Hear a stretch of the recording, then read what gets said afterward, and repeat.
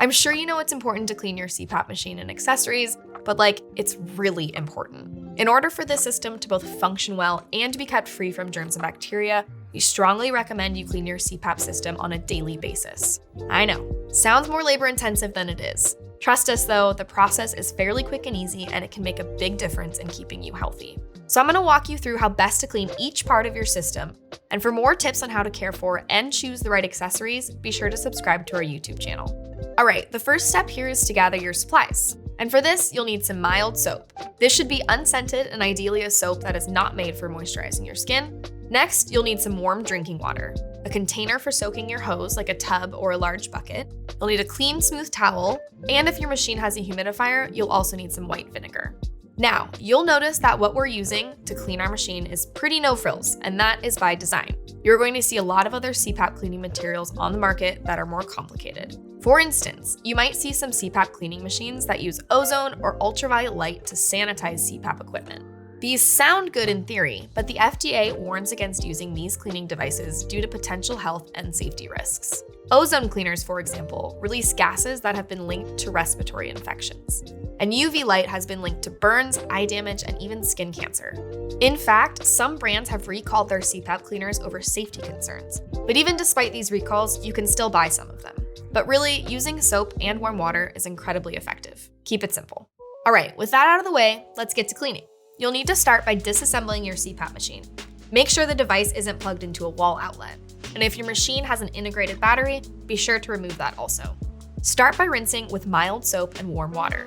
Again, make sure the soap is unscented and not too harsh, otherwise it can damage or contaminate the tank. Once you're done cleaning the humidifier, rinse the entire tank with cool drinking water.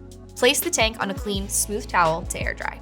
And make sure the tank is not exposed to direct sunlight while it's drying. Once a week, give your tank a deeper clean by using a 1-to-1 solution of warm water and white vinegar.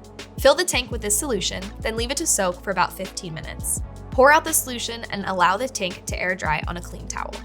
The next step in this process is to clean the air hose and the tubing that connect your CPAP machine to your mask. And when you do this, it's important to sanitize the exterior and the interior. This is why you should fully submerge these components in a clean tub or bucket with a mix of warm drinking water and mild soap. Soak these for a few minutes, remove the hose and tubing from the tub, and rinse it inside and out. Make sure to rinse until all the soap suds and the residue is gone. And then place the hose and tubing on a clean, smooth towel for air drying. As with the humidifier tank, make sure the hose and tubing do not air dry in direct sunlight.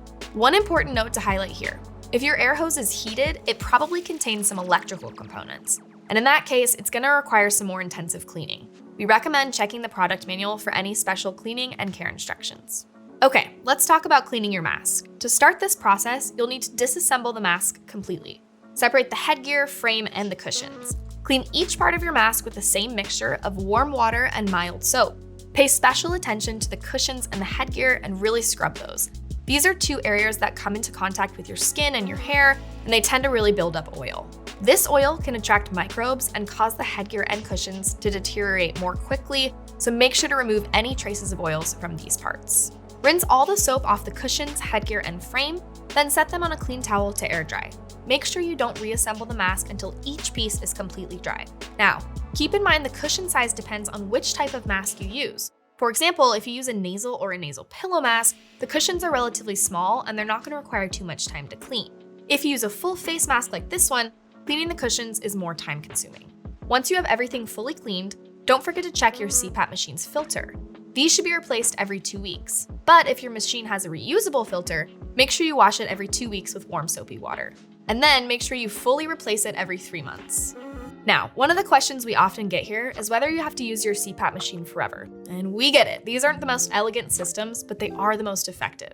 But there are a host of things you can do to try to alleviate sleep apnea symptoms without using a CPAP machine. So for some of our expert tips, make sure you check out our video right here. Keeping your CPAP machine and parts clean is really, really important for your respiratory health and for maintaining a functional machine. Thanks for watching, everyone.